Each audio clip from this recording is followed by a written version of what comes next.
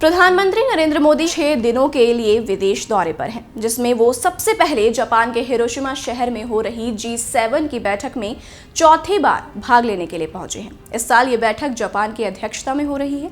Japan के बाद प्रधानमंत्री पापुआ न्यू गिनी और ऑस्ट्रेलिया भी जाएंगे, लेकिन G7 है क्या, इसका एजेंडा और काम करने का तरीका क्या है, और साथ ही प्रधानमंत्री इन देशों के दौरे पर जाने की उनकी वजह क्या है, सब जानेंगे आज की इस रिपोर्ट में। लेकिन उससे पहले अगर अभी तक आपने हमारे चैनल को सब्सक्राइब नहीं किया है तो हमारे चैनल को जरूर सब्सक्राइब कर लें और बेल आइकन को प्रेस करना ना भूलें। नमस्कार, मैं हूं आपके साथ कृतिका और आप देख रहे हैं जनभावना टाइम्स। वीडियो को शुरू करने से पहले G7 क्या है, पहले वो जान लेते हैं।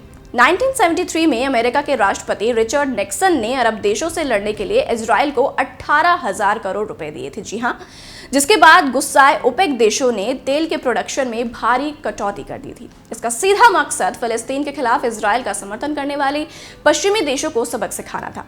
नतीजतन तेल की कीमतों में भारी उछाल के बाद इसका असर अमेरिका के इकोनॉमी पर दिखने लगा। आसमान छूती महंगाई और बढ़ती कीमतों ने दुनिया के 6 अमीर देशों को एक साथ एक मंच पर ला खड़ा कर दिया, जिनका मकसद अपनी इकोनॉमी को वापस पटरी पर लाना था।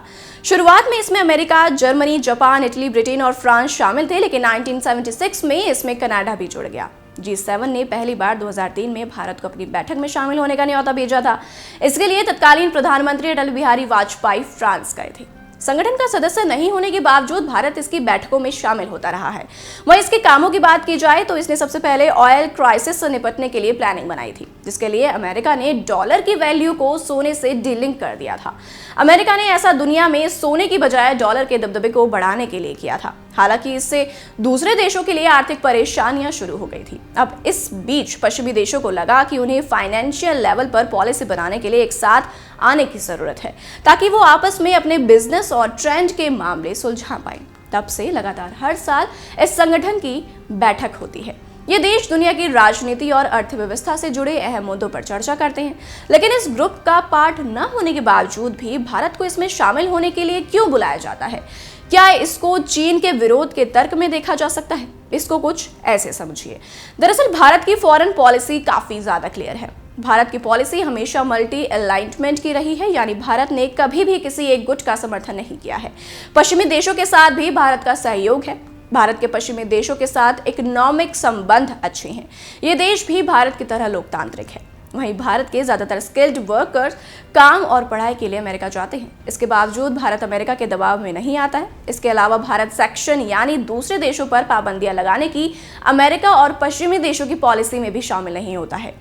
पापुआ न्यू गिनी के लिए जाएंगे प्रधानमंत्री, वहीं यह किसी भारतीय प्रधानमंत्री की पापुआ न्यू गिनी की पहली यात्रा होगी। 22 मई को प्रधानमंत्री मोदी पापुआ न्यू गिनी के पीएम जेम्स मारापे के साथ forum for India Pacific island corporation के तीसरे शिखर सम्मेलन की संयुक्त मेजबानी करेंगे। वहीं इस बैठक में प्रधानमंत्री के जाने से भारत को 3 तरह से फायदे हो सकते हैं। पहला, चीन की वजह से साउथ चाइना सी वाले क्षेत्र में काफी सारे डेवलपमेंट हो रहे हैं। चीन की पॉलिसी सिर्फ जापान और साउथ कोरिया को लेकर ही नहीं बल्कि भारत को लेकर भी काफी एग्रेसिव है।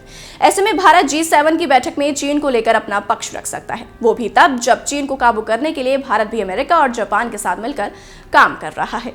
दूसरा, G7 में कई ट्राइलेटरल यानी जरूरत के मुताबिक अलग अलग 3 देशों की मीटिंग होती है। इसमें भारत भी किन्हीं 2 देशों के साथ बैठकर किसी मुद्दे पर अपनी बात रख सकता है। तीसरा, भारत कई मुद्दों को लेकर G7 देशों से सहमत नहीं है, जैसे क्लाइमेट चेंज और बिजनेस ट्रेंड। ऐसे में G7 की बैठक में शामिल होकर हम विकासशील देशों का नजरिया G7 के अमीर देशों के सामने रख सकते हैं। हालांकि भारत का रोल डिसीजन मेकिंग में काफी लिमिटेड है। वहीं G7 के देश भी भारत की कई बातों से सहमत नहीं रखते हैं, जैसे हमारे वर्करों को फ्री वीजा इशू करना। भारत G7 देशों के दूसरे देशों में सत्ता पलटने और दखलंदाजी की पॉलिसी से सहमति नहीं रखता है, लेकिन दूसरी ओर इसकी आलोचना, जैसे कईयों का कहना है कि G7 अमीर देशों के इंटरेस्ट को प्रमोट करता है, बाकी दूसरे देशों का फेवर नहीं करता है। ये संगठन गरीब देशों को कभी कभार मदद जरूर करते हैं, लेकिन बड़े मुद्दों जैसे टेक्नोलॉजी शेयर करने के मामलों में ये दूसरे देशों का साथ नहीं देते हैं।